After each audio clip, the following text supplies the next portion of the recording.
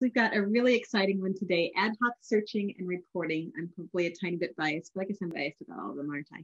Okay, so we wanted to go over this topic because a lot of times we hear through the help desk questions that come through about, oh, how do I find out how many transactions I've closed and with this other particular criteria, how many transactions, whose acceptance date was this, etc. And lots of different questions related to options that you've got within the search functionality that we wanted to go over that, again, a lot of people don't realize exist. Okay, so let me start by hopping over to Pipeline. So I'm going to start with kind of a little bit of logistics, starting from the top here, just to get these out of the way to make sure you're aware of how they work, because they will play a role when we talk about some of the search functionality. So to start, just wanted to just make sure that you realize that up here at the top, you've got some tiny letters here or tiny words here that indicate how many results you've got, right? So when you execute some of the searches that we'll talk about later, you'll be able to see how many results were returned, 1 through 50, excuse me, a total of 113. The first page shows 1 through 50. But that can be helpful if you're trying to see how many of a particular transaction fall into the search criteria that you're running, okay? So just a little note there. Also, by default, when I come to this transactions page, it's going to show me all transactions that are within one of the active statuses, meaning listed, pending, etc. But if you wanted to view all transactions, including those that are in inactive statuses, like closed and fell through, etc., you can always just click this little view all option, okay? So just want to mention that because sometimes that's a little bit hidden up here and people don't realize that you can view all of them if you needed to, okay? But again, by default, when you come to the transactions page, by clicking the transactions tab, it'll show you just the active ones, all right? And then again, moving down the page a little bit, just wanted to make sure you realize that this, this search area down here that contains all the search criteria that you can run is collapsible. So if you hardly ever or never search and you want to just move that out of the way to reduce the clutter, you can just toggle that between collapsed and expanded. If you collapse it, the system will remember that. So if you navigate around to other pages and come back to the transactions page, it'll stay that way, stay out of your way until you expand it again. Okay, so just a little tip there that you can collapse that. Moving across, sort's pretty straightforward. You can sort based on these criteria that are listed here, but just a note that when you do, let's say right now I were to search on listed date. Once I do that, it's going to display that listed date over here. So that's actually a way of showing the field if you wanted to see it in your list, okay? So if I wanted to see listed date, I can sort on that. If I want to see accepted date, when the status was last changed, etc., I can sort on any of those and it will show in that last column, okay? So a little tip there. And the rest of the sorting is obvious, it's actually sorting. And you can toggle that sort either by selecting it again or clicking the arrow here. Undo there. And clicking the arrow to reverse that sort. Okay, columns, straightforward as well. If I wanted to display or not display certain columns, I can check or uncheck those. And downloading and adding shortcuts we'll get into in a moment. Okay, so just getting those basics out of the way because they'll play a role in a bit here. Okay, so before I get into the different criteria that you have here and some tips throughout that, wanted to jump over here to your global search area. Okay, this area is super fun, one of my favorite parts of the system, because it allows you just super flexibility as far as what you're trying to search. So again, we'll get into some of the search criteria over here, but over here, you can use these search options. You can, first of all, you can search for whatever you want. Let's say I'm searching for transactions where the street name is, I don't know, has Main in it. Right, it pulls all those that have Main Street in it. Let's say I'm looking for all transactions that have Carol as an agent. I can just type that outright. Okay, so the system's smart, or the search is smart, and it will search several fields, namely the transaction name or address field, the agent name, seller, buyer, MLS, etc., without you having to specify. Okay, so super smart in that respect, so that you can just come there and start typing outright to find whatever it is pretty much you're looking for. But if you wanted to be more specific or drill down a little more finitely, you can specify exactly which field you want to search in. And that's where these search options come into play, right? So let's say I really only wanted to find transactions that had a particular word in the name. Then I can say, instead of just typing out, Main Street, I could say where the transaction name, right? I click on that to make that appear in the field up above, click that and then type Main, and then it will only search for those transactions that have Main in the transaction name, okay? Maybe I've got an agent whose name is Sarah Main, right? And I don't want it to search for when she's the agent on the transaction. I only want it when it's in the name, okay? And there are lots of other fields that can serve that same purpose. Maybe I want to search by the buyer name. I know who the buyer is, so I want to search by the buyer name, or search only in the seller name field. Or maybe I want to search for transactions that have a particular agent, right? So search by the agent, use one of those, okay? And then this becomes even more powerful because I've got other types of areas that I can search in. Maybe I'm searching for transactions where a word was in a particular note or email, right? I can use the note area. Maybe here, I know that I've got one that's Bardo, right? So it searches for all those transactions where the word Barto is within one of the emails or notes within that transaction. Okay, so that's a neat one that you can search. A lot of people don't realize you can also search for zip code, right? There's not a zip code field in Pipeline, but if you format your transaction names to end in the zip code, the system smartly knows that that's the zip code, and then you can search by it from here. Okay, same for doc, right? Little known that you can search by a doc based on its doc name, a word contained in its doc name, or search for transactions created by a particular person. So just kind of browse these and see all the different neat things that you can search for in there. Or again, you can be very specific with where you're searching. And again, love this particular area because it's so powerful, but also it is where, when we get a request from you all, where you need to run a particular search, if it's one that's useful and can be useful to others, but maybe doesn't warrant putting a whole drop down over here, this is where we'll put that, right? Because this list can get a little longer. It doesn't add a bunch of clutter because you only get to it if you go look for it, if you're looking for a particular item.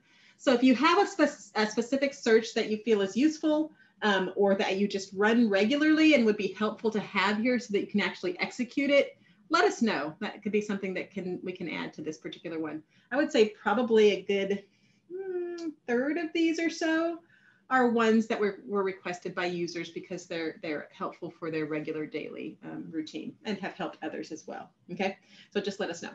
So very, very flexible area here that allows you a lot of options.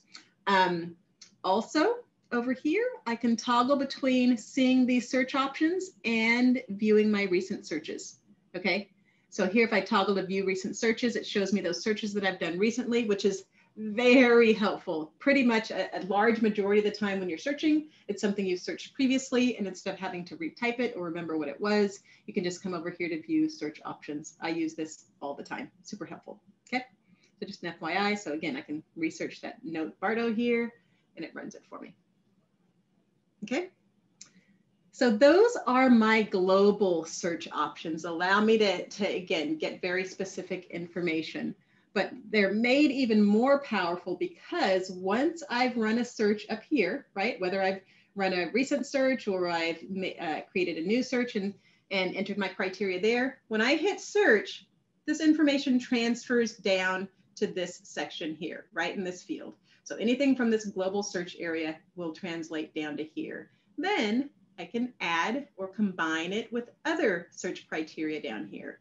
So whatever I searched here, which in this case is where the note contains the word Bardo, if this list were longer, this is probably small enough for me to find exactly what I'm looking for. But if this were longer, I could whittle this down even further by any of this criteria, okay?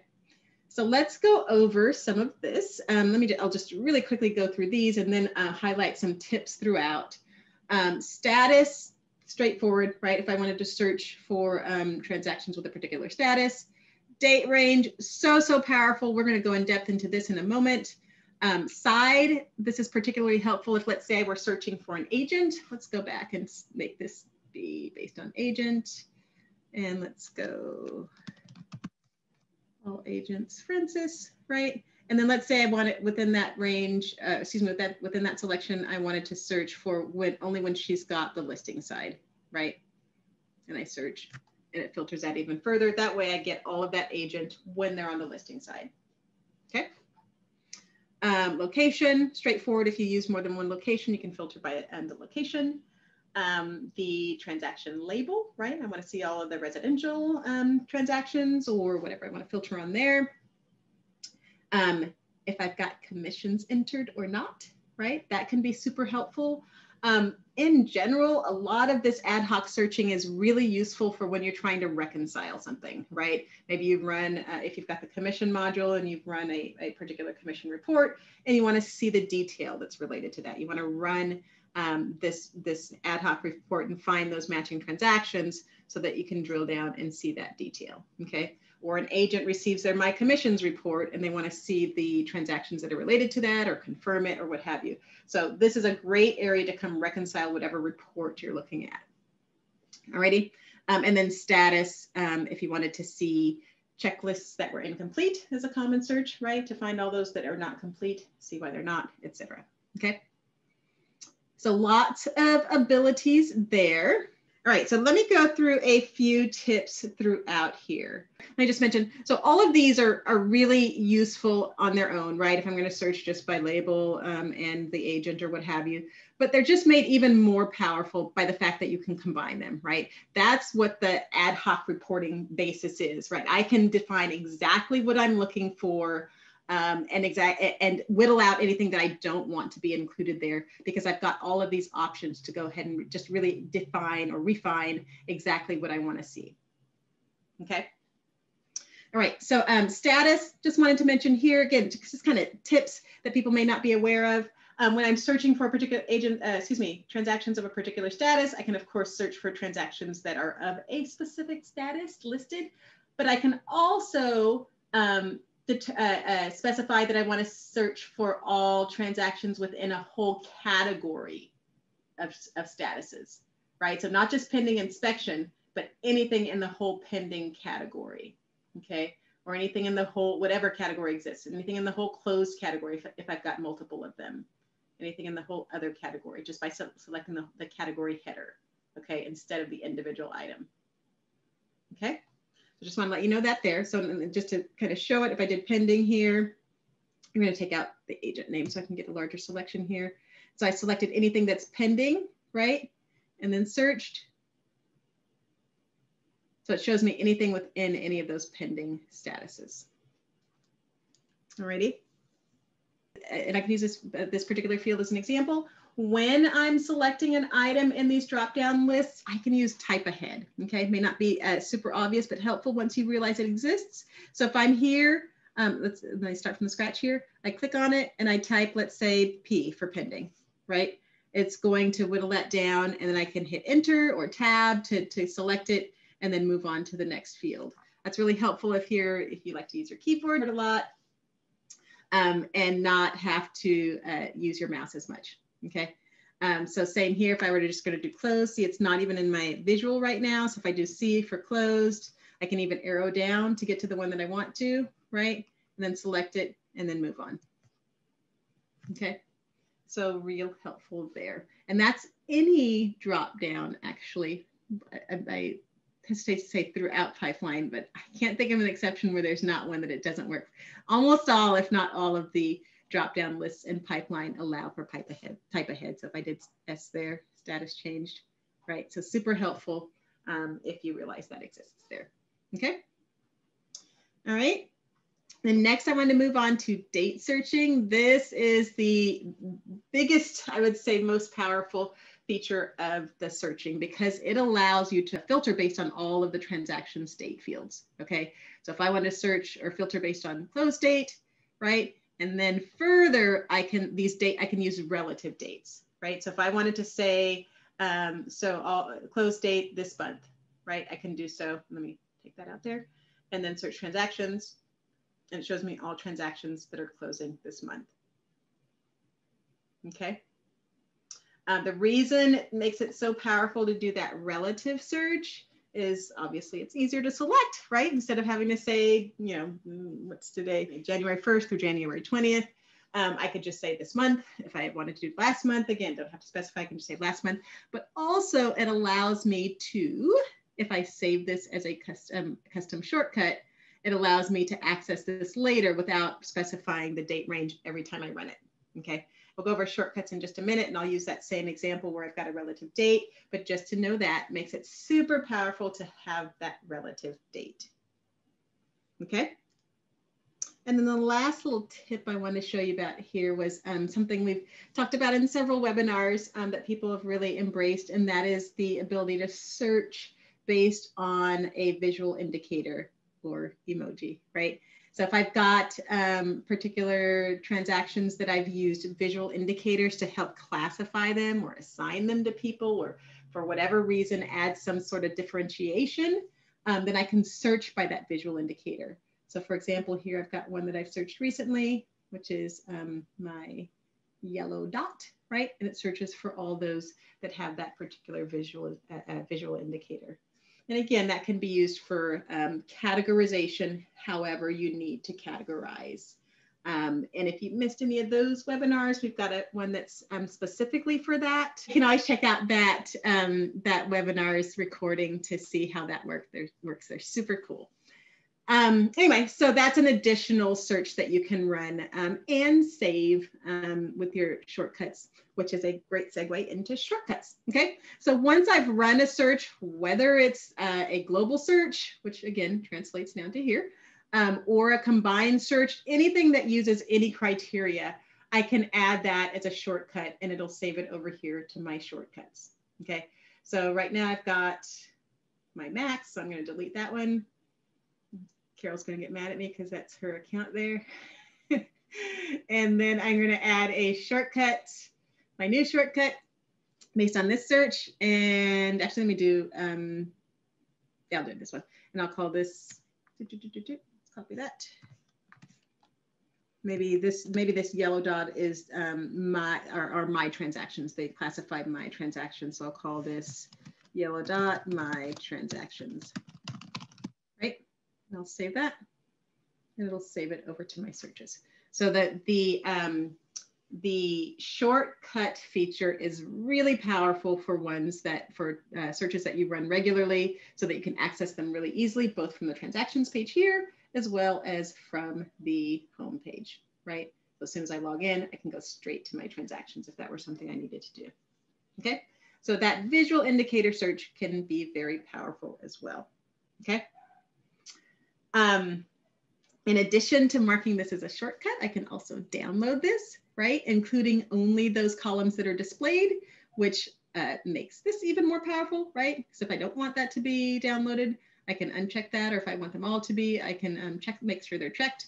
So again, include only the displayed columns, or I can say include all transactions columns. So even those that aren't displayed that are normally, let me open this in a separate tab,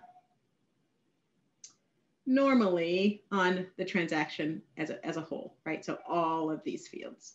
Okay, so downloading is sort of the end result once you've run your searches and want to get that out to a spreadsheet.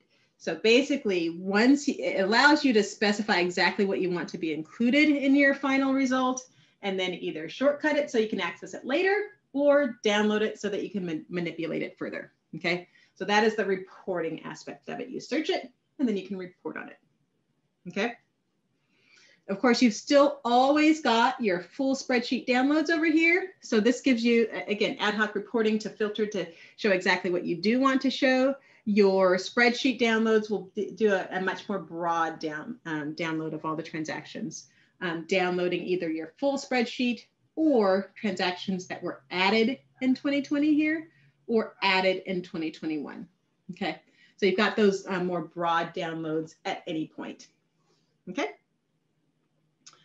And then the last couple things I wanted to show you were In addition to being able to shortcut your results so that you can view them here, you can still always go old school and bookmark them, right? Not really much need if you've got space to shortcut them over here, but there are a couple of instances or a few instances where it is useful. So let's say I've run this search. Again, if I'm under transactions, it's useful to just shortcut them to my left-hand menu, but I can also just drag this URL or this page to my bookmarks and put it wherever I want, right? So it added it there. I can rename it if I need to. Properties. Okay, and I can say, you know, my report, whatever I'm going to call it, right? Okay, so I can bookmark this. Again, not as useful since I can do my shortcuts, but I can't do this under tasks, right? I can't shortcut currently. We'll have that in the future. I can't currently shortcut under tasks, so that would be a great place to use bookmarks, right? So let's say, well, let's still do a filter first. You know, whatever filter I'm going to do, right? And then maybe I want to bookmark this, right? And this is my visible to listing agents only, right? I edit that to do, say whatever, this to listing, yeah, whatever we're going to call it, right? So same under unreviewed, right? I can bookmark items under there when I've run a particular filter. A common filter under unreviewed is executing by doc label. So maybe I'm looking for those that are for broker review, right? So I'm the broker and I only want to see those that are waiting for my review. Hide those there. Then I can bookmark that report. Then as the managing broker, whenever I come to do my review, I can only view those docs for my review. Right? Whatever I'm going to do there. So bookmarks are still super helpful. Again, I did that after I ran or executed a filter or a sort of any kind, because whenever you run a filter, a search, a sort in Pipeline, it creates a custom URL, which is the web address up here, right? And anytime there's a custom URL, you can bookmark it. So just know that when you're searching, when you're filtering, when you're sorting, you can always save that final sort, filter, or search via a bookmark. Okay, and then last thing, of course, guys are probably already expecting this. I can't do a webinar talking about searching without talking about my beloved Control F or find on a page. So let's go back to our transactions page. And I could have executed a search, you know, for, actually, let me run my closing date this month. Actually, let's do closing date last year. Right, I still got a pretty long list and I was looking for something in particular. I can still always do my Control F on my keyboard to do a find on the page, but it allows me to search. Let's say I'm looking for crossing, right? And it will highlight all those instances on the page so I can really easily find it. Can't overestimate how useful that is throughout the web or the internet, not just in Pipeline, but when you're looking for something on a page, instead of spending time, every time you're looking for something, eyeballing it to find some, you know, needle in the haystack. So really helpful when you're talking about reporting and searching and filtering to be able to do that Control F whenever you need to. So, you know, I couldn't resist the urge to include that.